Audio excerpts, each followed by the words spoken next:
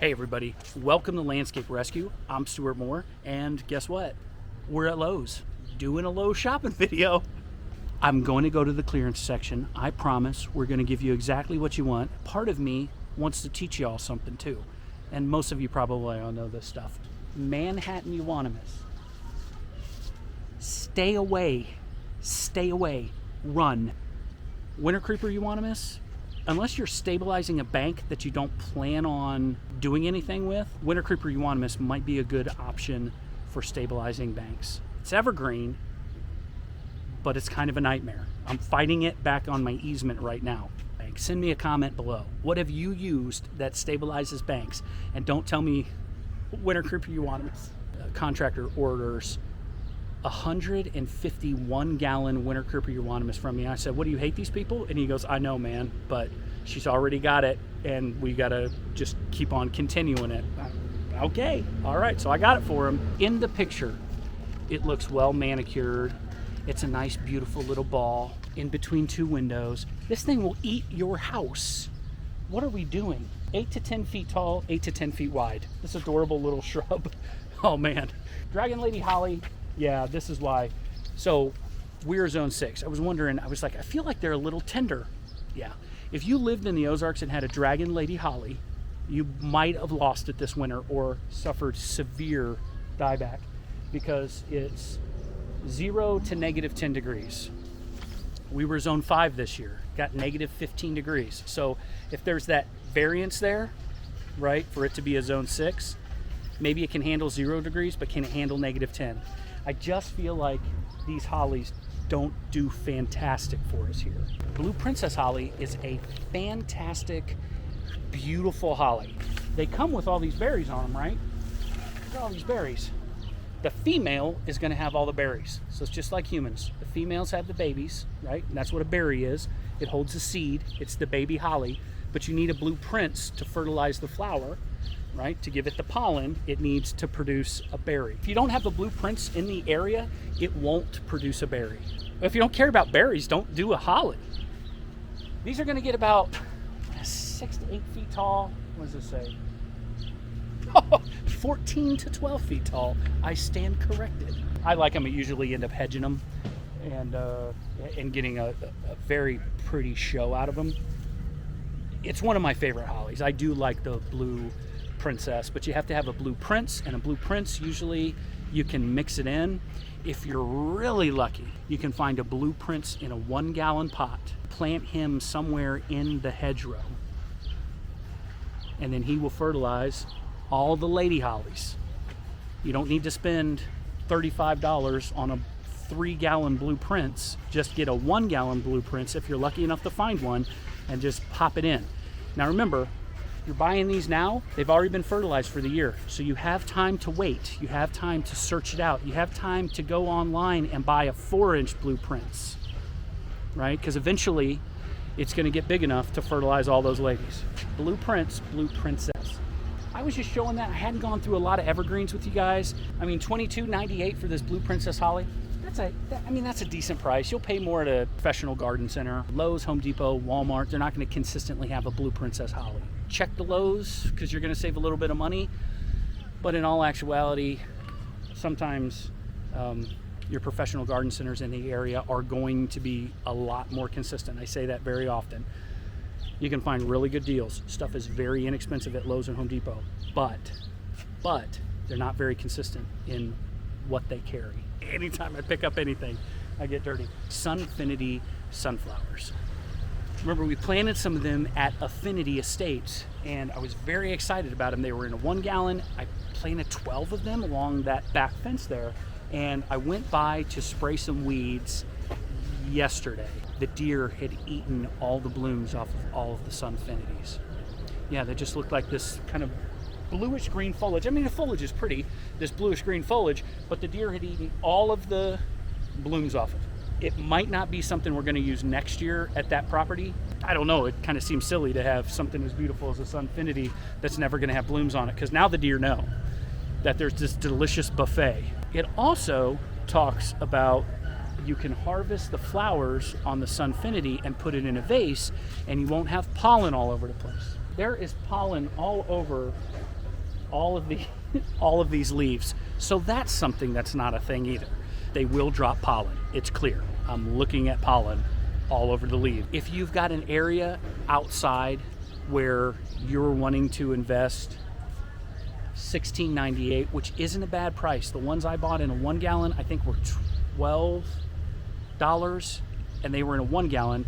This is $17 for a 2 gallon. You're not going to be disappointed with it unless you have a hospitable environment for deer, and then you will be disappointed because it will eat all your sunflowers, which I'm imagining, since it's so prolifically blooming, it's probably some sport of the wild sunflower, which deer eat the wild sunflower, so it just kind of makes sense. So keeping with the theme of evergreens, I wanted to talk about this lemon thread false cypress. Now, there's a lot of false cypress out there. You've got to be real careful when you're buying a false cypress, these thread branch cypress. We get in arguments at work, or where I used to work, not arguments, discussions, because you're working with a bunch of guys that are 70 years old, been landscaping for 50 years.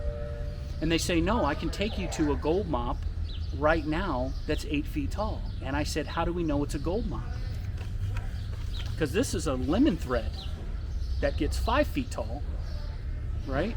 This is a lemon thread false cypress, and I bet if you put a gold mop and this right next to each other, you'd be hard pressed to tell which one was which when they're in a 3-gallon pot.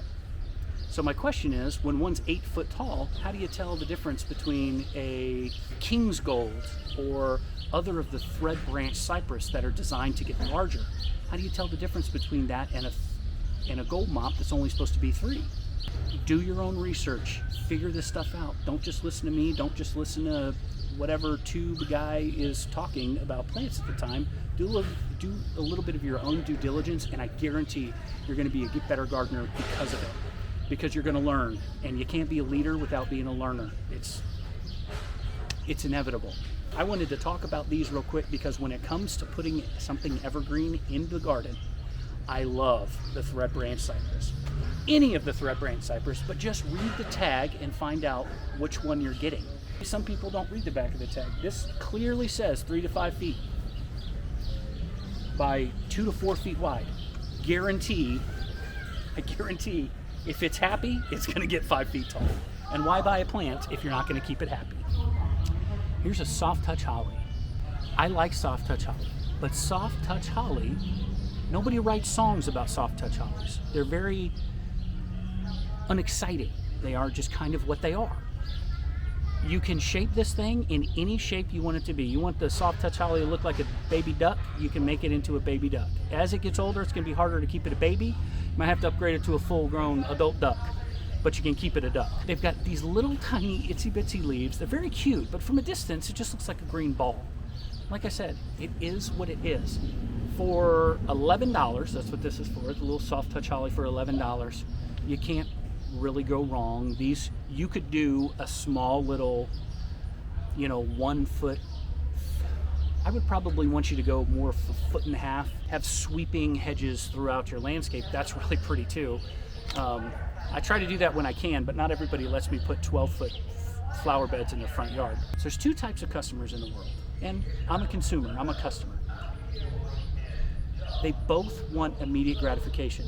One is willing to pay for it, and one is willing to be patient. That's it. But they both want it. They both want immediate gratification. I want immediate gratification. So I have to lie to myself because I'm cheap. I'm gonna buy the 1 gallon. I'm gonna lie to myself and tell myself I want to go through a journey with this plant and cultivate it as it gets bigger. But ideally, I'd like to be able to afford the 5 gallon and have an instant landscape. I wanted to stop by this because it doesn't look great. I think this is fine. It's not too far gone. It's a climbing hydrangea. And if you've never been exposed to the climbing hydrangea before, it's a very pretty vine. It takes them a while to really get going. It's a very first year it weeps, second year it sleeps, third year it leaps. If you've ever heard that poem when you were growing up with your mom gardener, like I have.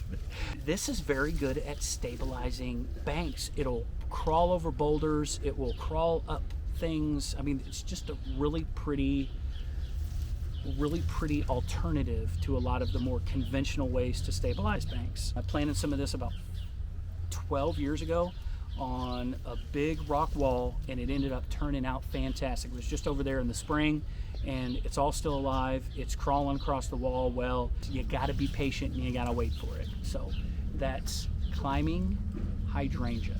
This climbing hydrangea is 50% off because it's got a couple brown leaves. So that's when you snatch them up. We're at the same table as the climbing hydrangea, and I'm just like walking around to kind of try to move on with my life and go someplace else. And I get stopped by this Natchez. It's a native tribe, and I don't know how to pronounce that. Natchez. I'm not going to continue insulting the indigenous people by trying to pronounce their tribe name, but this is a crepe myrtle. It's a white crepe myrtle. It's a good variety. I see a lot of people using it. I actually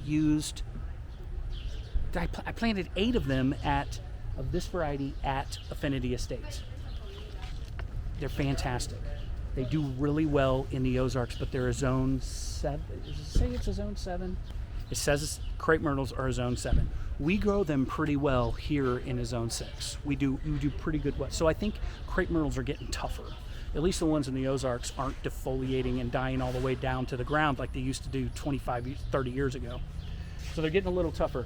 These are normally $100. Now, if you look at the size of the pot, 15 gallon. It's a 15 gallon pot.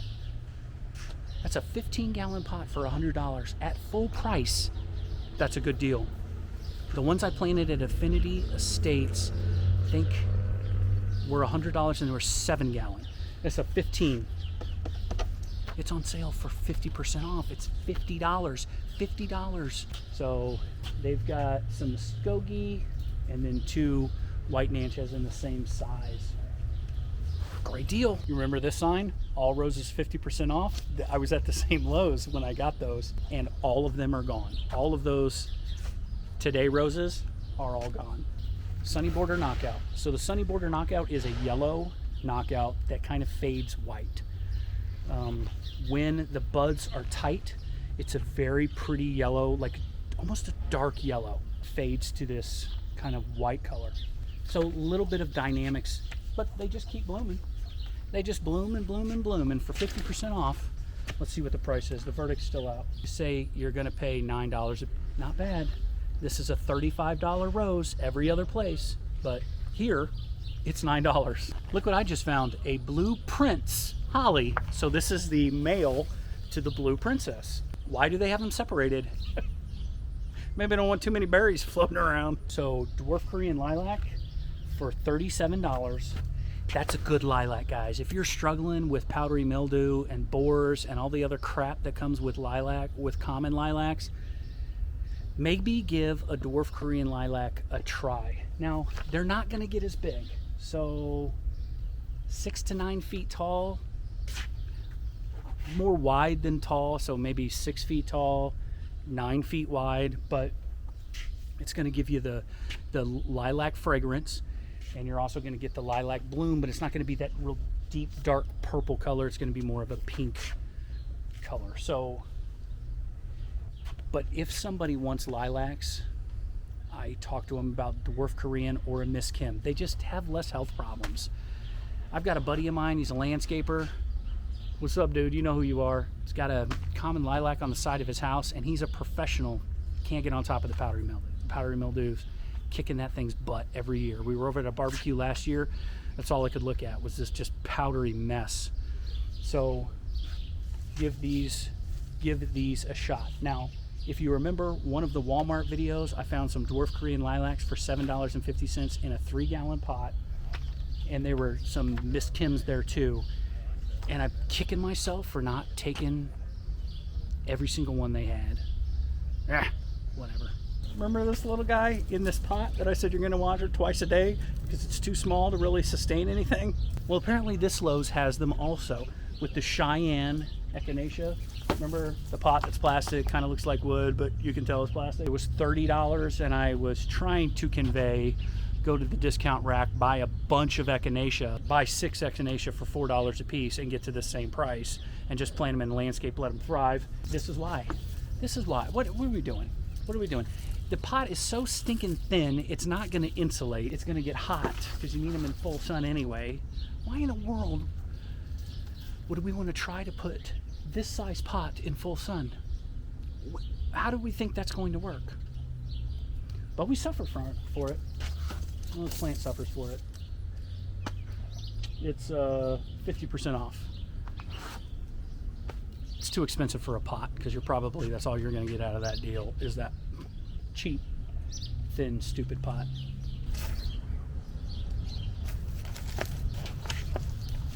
Yeah.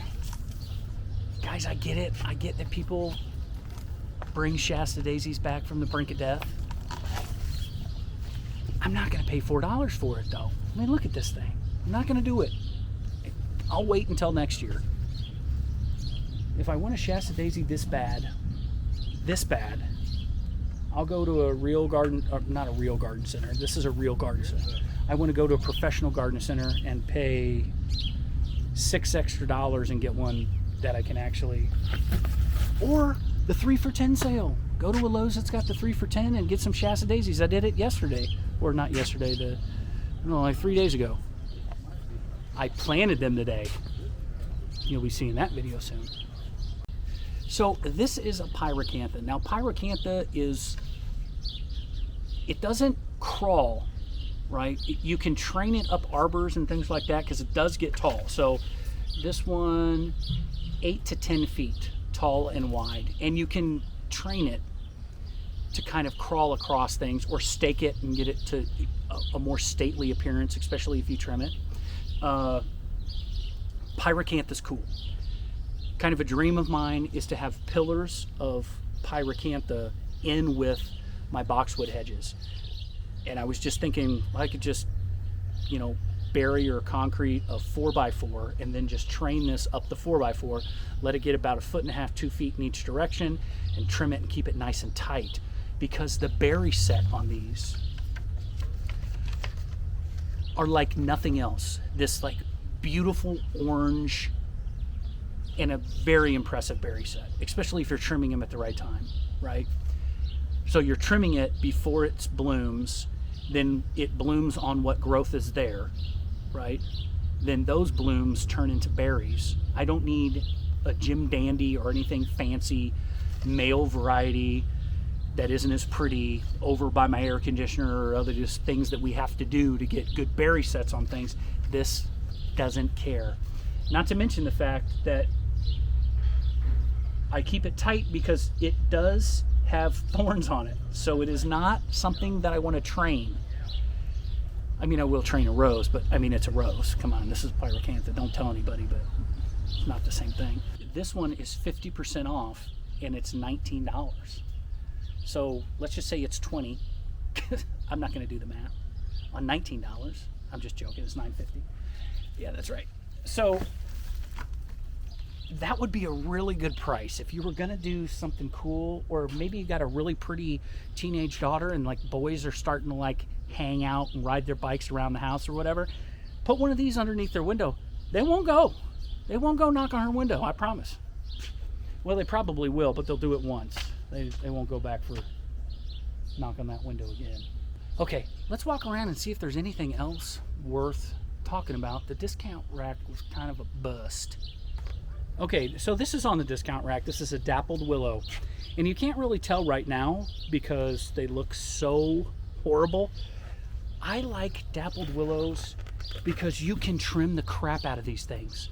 I mean, you can have so much fun trimming it up. They're long, wispy, like a willow, these long, wispy branches that just rake up super well. You ball it up into a little ball, throw it in the trash. Your trash guy never even knows. I mean, I like trimming these dappled willows, because then the new growth is that white paint splatter with pinks in it. At the nursery, we would have people stealing, well, they were paying for the dappled willow, but they were tearing other people's tags off of the tagged dappled willows we had already sold. That's how popular they were, and you could never have enough in. You order 25 dappled willows in the spring, when they start pushing that new growth, you'll run out. You could order 50, you'd run out. It is what it is. Now, a good salesperson, a good nurseryman or nursery person will not lose that customer. They will sell them something else, which sometimes happens, sometimes doesn't. But dappled willows are a good idea. That dappled willow in there, there's like 4 of them in there, they're $10. Yeah, it's worth a shot, you know, especially for as pretty as they're gonna get. Talking all this junk about Manhattan euonymus and winter creeper euonymus. Here's a euonymus I really do like. I'm even gonna show you this viney monstrosity over here. Get out of here. Get away from the golden euonymus. The golden euonymus is actually a very pretty euonymus. Euonymus aeromarginata. So that's the botanical name on this one. Not that you care, not that I care, but in case you want to look it up, because that has solved a lot of confusion on occasion, knowing the botanical names. So it's $10. $10 for this little guy. It's not on clearance yet. It will be probably about 3 or 4 days. So you just got to come back. Silver King euonymus. So these upright euonymus that have some sort of variegation, I am willing to do a little extra work and control them if I need to. Now, the aeromarginata, the golden euonymus, you don't really have to do much to this. It just kind of does its thing. It doesn't get very big, or at least it doesn't around here. It says 10 feet by 5 feet. That has maybe. Leave a comment below if you're from the Ozarks and you got a 10-foot version of this. Let me know, because I want to see it. I want to see some pictures. I have seen these Silver King euonymus get a little bit bigger, but you know, I can put up with that. Now, if it reverts back to just a green Manhattan euonymus, I'm cutting it down. I'm serious. So here's some azaleas. These are Encore azaleas.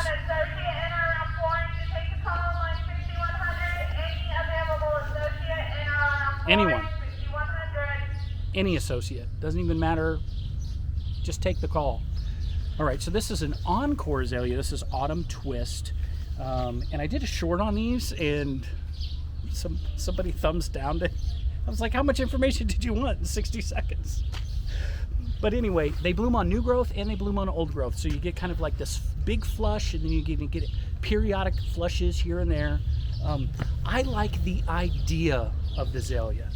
The azalea impresses me in theory. Azaleas, I feel like, pick their people, you know? The theory of these, there's monks, Japanese monks. There is monks that know exactly when to stop trimming their azaleas, so that because they set their buds on the previous year, and their hedges are beautiful and perfect and manicured perfectly, and then they bloom in that perfect manicured fashion because they stopped pruning at the right time. The idea of that intrigues me, but I have a very hard time getting azaleas to do what I want azaleas to do. Like, I don't know, live. So I have this, like, you know when there's that really pretty girl that you've never ever talked to? The idea is there. The idea that she's something she's not.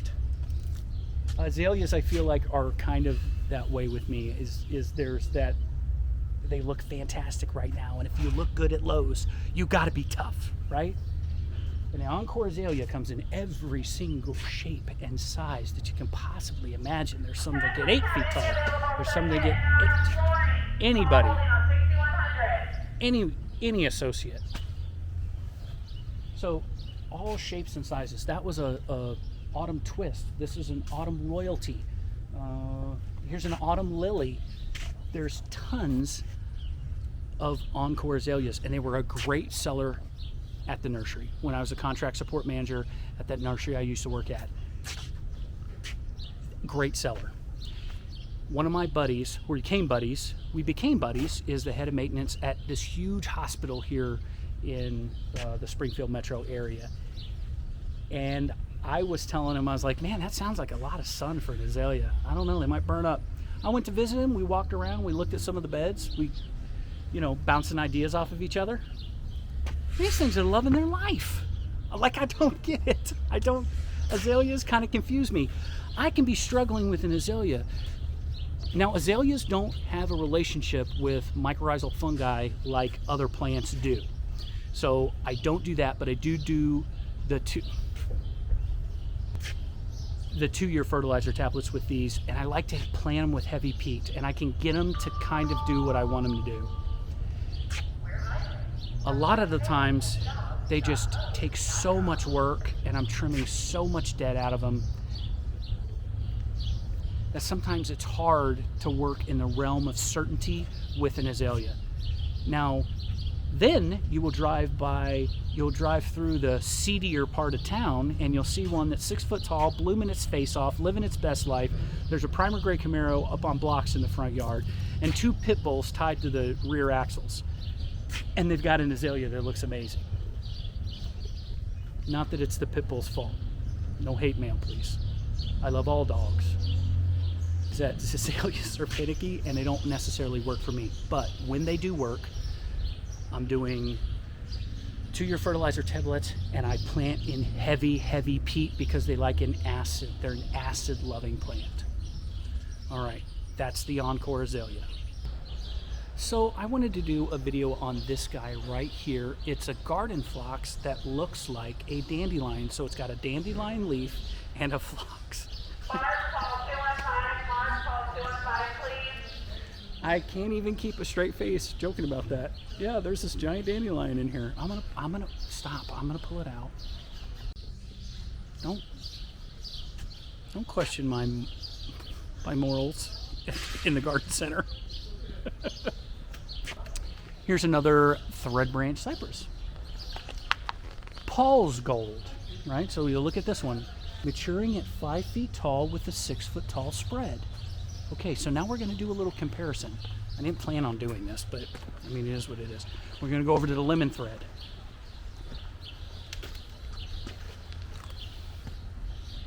So you have the lemon thread right here. I'm going to put these down on the ground. And then you have Paul's gold.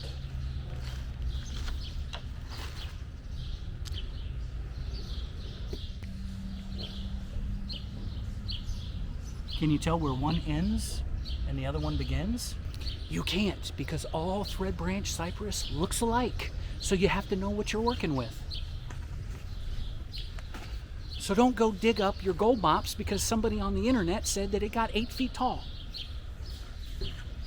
Could be one of them big boys. One of them big boys, like King's Gold. I think that's a King's Gold. I think that's the big one. Or Gold Charm. Gold Charm, I feel like, is a big one too. Oh crap, I forgot where this came from. Look at this fountain grass. This is fireworks fountain grass. And I know we just saw, and I was so... This is a kind of a lot prettier than just a straight up purple one. But let me show you what it would look like with this, with one of the straight up purple ones. Just come with me for a second and let's do this. Do you got time? Do you got, I mean, there's something else. You guys want to get a drink of water or something like that?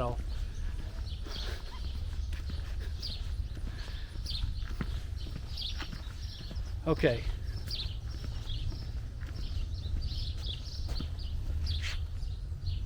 Look at this combination.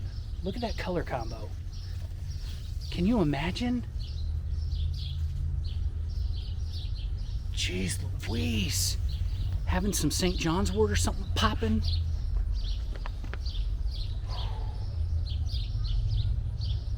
It's too early, and there's no way in hell I would risk planting something tender like this around the time for Cynthia's blooming. But man, that would be pretty. I mean, of course, Black-Eyed Susan. Let's look at this.